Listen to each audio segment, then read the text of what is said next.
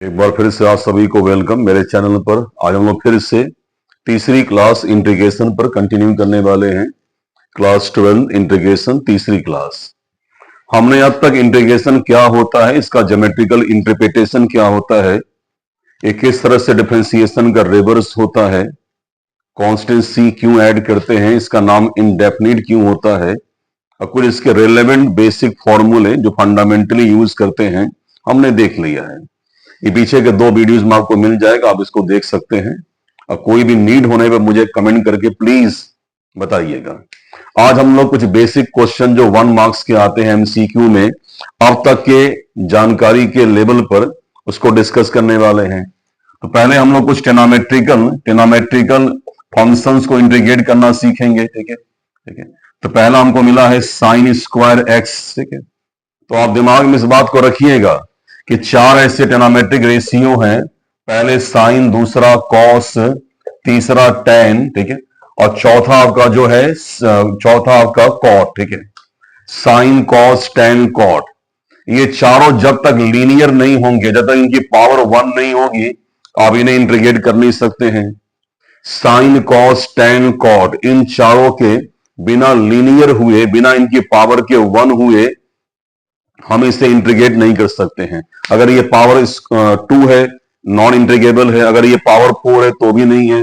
अगर ये पावर 3 है तो भी ये नॉन इंटीग्रेबल है उस पावर के फॉर्म में। ठीक है, तो हमें इसे एनी हाउ, ठीक है, पावर 1 में मैनेज करना होगा। तो यहां हम ट्रिग्नोमेट्री के फॉर्मूलों को यूज करेंगे। तो हम जानते हैं कि साइन स्क्वायर एक्स की वैल्यू लीनियर कॉस में या लीनियर साइन में जो होती है वो होती है 1/2 माइनस 1/2 कॉस 2x। ठीक है, हमें हर हाल में साइन कॉस को लीनियर करना है।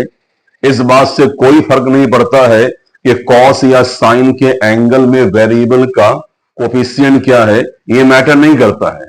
साइन कॉस की पावर लीनियर होनी ही चाहिए, ये कंपलसरी है। ठीक है, तो साइन स्क्वायर एक्स की वैल्यू 1/2 माइनस 1/2 कॉस 2x होगी। ठीक है, हम इस वैल्यू को यहां रिप्लेस करेंगे तो ये होगा integral 1/2 minus 1/2 cos 2x dx। ठीक है, हम जानते हैं कि इंटीग्रेशन दोनों का अलग अलग करना होगा। 1/2 के साथ में कोई वेरिएबल x नहीं है तो 1/2 हम बाहर कर देंगे, तो 1/2 इंटीग्रेशन dx, और यहां पर 1/2 के साथ में एक x का फंक्शन cos 2x भी दिया हुआ है। ठीक है, तो हम केवल x के फंक्शन को इंटीग्रेट करेंगे और रियल नंबर को इंटीग्रल प्रोसेस से एक्सक्लूड यानी बाहर कर देंगे। तो ये हो जाएगा 1/2 integration of cos 2x dx। ठीक है, हम जानते हैं कि इंटीग्रेशन dx हमेशा x होगा और 1/2 कंटिन्यू करेगा, माइनस 1/2 एज इट इज। ठीक है, एक बात का ध्यान रखिएगा कि इंटीग्रल ऑफ साइन या इंटीग्रल ऑफ कॉस या इंटीग्रल ऑफ टेन, यानी किसी भी टेनोमेट्रिकल रेशियो को इंटीग्रेट करते समय आपके एंगल में कोई चेंज नहीं आएगा, तो एंगल आपका आंसर में भी एज इट इज होगा।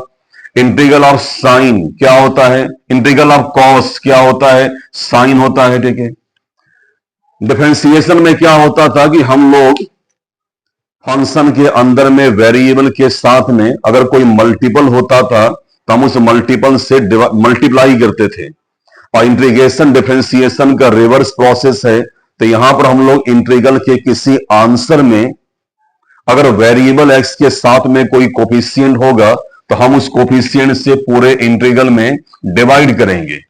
जो काम हम करते थे डिफरेंशिएशन में मल्टीप्लिकेशन का, उसी का रिवर्स प्रोसेस हम यहां पर, ठीक है, इंप्लीमेंट करेंगे, तो डिवाइड करेंगे। मैंने आपसे कहा था किसी भी इंटीग्रल के फिनिश हो जाने के बाद, सारी प्रक्रियाओं के खत्म हो जाने के बाद आपको इंटीग्रल कांस्टेंसी ऐड करना मैंडेटरी है। अगर ये क्वेश्चन 2 मार्क्स का होगा तो इस सी के मिस करने के चलते आपका कम से कम हाफ मार्क्स कट हो जाएगा।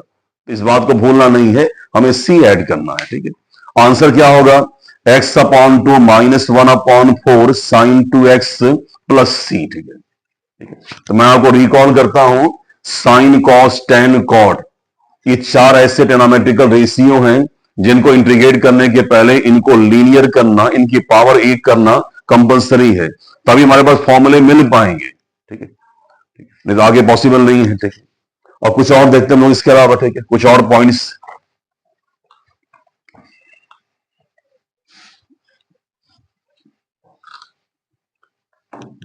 इसके बाद नेक्स्ट देखते हैं, ठीक है। नेक्स्ट में आपका ये जैसे एक क्वेश्चन और आपका हो गया, integral sine to the power 8x minus cos to the power 8x whole upon 1 minus 2 into sine square x into cos square x dx, ठीक है, ठीक है। इस क्वेश्चन में आपका फंक्शन एक फ्रैक्शन के फॉर्म में है, और आप ये बात जानते हैं कि जब कोई क्वेश्चन फ्रैक्शन के फॉर्म में था डिफरेंशिएशन में, तो हम लोग वहां पर कोसेंट रूल इंप्लीमेंट करते थे, ddx of nr upon dr, ठीक है। आपको याद होगा denominator ddx of numerator minus numerator as it is ddx of denominator, इस पूरे के अपॉन में क्या था, स्क्वायर ऑफ डिनोमिनेटर, ये आप जानते हैं। ऐसा कोई भी रूल इंटीग्रेशन में बना नहीं है, इस बात का ध्यान रखिएगा। अगर आपको एक ट्रिग्नोमेट्रिकल फ्रैक्शन मिलता है इंटीग्रेशन के क्वेश्चन में, ठीक है, तो आपको किसी भी तरह से, ठीक है, उस क्वेश्चन के किसी पार्ट का डेरिवेटिव उसी क्वेश्चन में ढूंढना है, ठीक है। और क्योंकि integration by replacement of T अभी आगे पढ़ने वाले हैं, ठीक है, ऐसा मैं क्वेश्चन आपको डिस्कस करूंगा ही नहीं, तो जाहिर सी बात है ये क्वेश्चन टी मानने पर बेस्ड नहीं है, क्योंकि इस क्वेश्चन में ना तो इतने का डेरिवेटिव ये न्यूमरेटर होगा, ना ही इस पार्ट का डेरिवेटिव ये डिनोमिनेटर होगा, ठीक है। तो यहां पर कोई भी किसी का डेरिवेटिव है ही नहीं, इसलिए हम इसके किसी भी एक पार्ट को या किसी भी एक हिस्से को टी अज्यूम कर नहीं सकते हैं, ठीक है। और रास्ते यहां पर बंद हो गए, हमारे पास केवल एक ही रास्ता है कि हम इस क्वेश्चन के फ्रैक्शन शेप को खत्म कर दें, इसको एक जनरल फंक्शन में कन्वर्ट करें। जब तक ये फ्रैक्शन शेप में होगा, हम इस क्वेश्चन को दिए गए फॉर्मूलों के लिमिट में मैनेज नहीं कर पाएंगे। फ्रैक्शन शेप में खत्म करने का एक ही तरीका है कि हम इस नीचे वाले एक्सप्रेशन को कैंसिल करवा दें, या इससे हम ऊपर वाले पोर्शन में न्यूमरेटर में डिवाइड कर दें, ठीक है। डिवाइड करना बहुत ही अलग हो जाएगा, ये पॉसिबल नहीं है, तो आपको इसके न्यूमरेटर को ऐसे फैक्टर्स में, ऐसे पार्ट्स में फैक्टराइज करना होगा जिनमें से कई फैक्टर्स आपको मिले, उनमें से एक फैक्टर आपके इस नीचे दिए गए एक्सप्रेशन के इक्वल आवे, ठीक है, ठीक है। तो अगर आप साइन एक्स को ए अज्यूम करते हैं और कॉस एक्स को बी अज्यूम करते हैं, तो ये ए पावर 8 माइनस बी पावर 8 होगा। अब मैं आपको रिकॉल करा दूं, एक फॉर्मूला होता है अलजेब्रा में, आप सबने देखा होगा, A power 8 minus B power 8 is the formula which is A power 4 plus B power 4 into A power 4 minus B power 4, ठीक है, ठीक है। अगर आप ध्यान से देखेंगे तो ए पावर 4 प्लस बी पावर 4 को अभी भी हम फैक्टराइज कर सकते हैं A square plus B square के टर्म में। ए पावर 4 प्लस बी पावर 4 को हम लिख सकते हैं A square plus B square का होल स्क्वायर, ठीक है, minus 2 into A square into B square, ठीक है। अगर आप लोग ए स्क्वायर प्लस बी स्क्वायर के होल स्क्वायर को फैक्टराइज करेंगे, ठीक है, तो आपको जो एक्सप्रेशन मिलने वाला है वो A power 4 plus B power 4 plus 2 A square B square होगा, ठीक है। तो जो आपको third term plus 2 A square B square मिलेगा, वो आपके इस टर्म से कैंसिल हो जाएगा, और इसकी ओवरऑल वैल्यू ए पावर 4 प्लस बी पावर 4 हो जाएगी। अगर आप इसके दूसरे फैक्टर पर ध्यान देंगे तो ए पावर 4 को लिख सकते हैं ए स्क्वायर का होल स्क्वायर, और वैसे ही बी पावर 4 जो होगा ये बी स्क्वायर का होल स्क्वायर होगा, यानी हम इसको ए स्क्वायर का whole square minus B square का होल स्क्वायर लिख सकते हैं। और दोस्तों हम ये जानते हैं कि ये आपका easily A square minus B square के फॉर्म में आता है, इसको हम लिख सकते हैं A square plus B square into A square minus B square, ठीक है। तो हम a power 8 minus B power 8 के इस कंप्लीट फैक्टर को फॉलो करते हुए इस न्यूमरेटर को फैक्टराइज करने जा रहे हैं। तो आपको यहां मिलेगा ब्रैकेट में sine square x plus cos square x whole square minus 2 into sine square x into cos square x, ठीक है। ये वैल्यू हो गई sine to the power 4 minus cos power 4 की, ठीक है। और इसका अगला पार्ट हम फैक्टराइज करेंगे, ठीक है।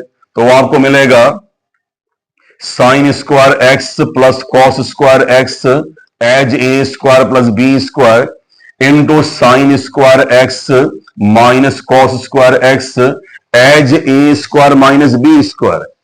तो ये तीनों जो है इस न्यूमरेटर का फैक्टर हो गया। थोड़ा सा नीचे मैंने लिखा हुआ है, स्पेस यहां पर नहीं हो पाया था, ठीक है। और होल अपॉन आप लेंगे सेम डिनोमिनेटर, तो ये आपका होगा 1 minus 2 sine square x into cos square x as it is, ठीक है। ठीक है, आप जानते हैं कि sine square x plus cos square x की वैल्यू ऑलवेज 1 होती है। तो पुट 1, जहां जहां भी मिल रहा है आप वहां 1 पुट करेंगे, तो ये होगा इंटीग्रल, ठीक है। 1 यहां पुट करेंगे, 1 का स्क्वायर 1 हो जाएगा। तो 1 minus 2 sine square x into cos square x as it is. इसकी वैल्यू 1 पुट करेंगे, ये 1 इससे मल्टीप्लाई होगा और यहीं पर मर्ज जाएगा, ठीक है। हाँ, इसकी वैल्यू 1 नहीं होती है तो हम इसको एज इट इज कंटिन्यू करेंगे। तो ये sine square x minus cos square x whole upon 1 minus 2 into sine square x into cos square x dx होगा। आप जानते हैं कि ये दोनों एक दूसरे की सिमिलर है, सो दे विल बी कैंसल्ड, ठीक है ना, ठीक है। और आपका ये फ्रैक्शन, आपका ये फंक्शन और फ्रैक्शन फॉर्म से हट करके एक जनरल फंक्शन में कन्वर्ट हो चुका है। तो आपके पास अंतिम वैल्यू मिल रही है integral sign square x minus cos square x. और आप ये जानते हैं कि कॉस 2x की वैल्यू होती है cos square x minus sign square x, ठीक है। जब आप इन टर्म्स के प्लेस को चेंज करेंगे तो इस वैल्यू का साइन नेगेटिव हो जाएगा। मतलब यह हुआ कि sine square x minus cos square x की वैल्यू दरअसल माइनस कॉस 2x हो जाएगा, ठीक है। और अभी अभी हमने देखा था कि किसी ट्रिग्नोमेट्रिकल फंक्शन के इंटीग्रेशन में एंगल कभी भी चेंज नहीं होता है, चेंज केवल ट्रिग्नोमेट्रिकल रेशियोज होते हैं, ठीक है। तो इंटीग्रल ऑफ कॉस याद करिए क्या होगा, साइन होता है, ठीक है। और क्योंकि साइन की स्पेलिंग का पहला लेटर सी नहीं है, ठीक है, तो ये प्लस में ही आएगा। इसके पहले का माइनस साइन कंटिन्यू करेगा। और एक बात और भी है, किसी भी फंक्शन के इंटीग्रल में अगर एक्स के साथ में कोई मल्टीपल अवेलेबल होगा तो हमेशा हम उस मल्टीपल से डिवाइड करेंगे और एंड में इंटीग्रल कांस्टेंट सी भी ऐड करना नहीं भूलेंगे, ठीक है। तो क्वेश्चन ऐसे ही सॉल्व किए जाते हैं, ठीक है। इसके बाद हम लोग इसका आगे कंटिन्यू करेंगे अगले वीडियो में, ठीक है। देखते रहिए प्लीज, ठीक है।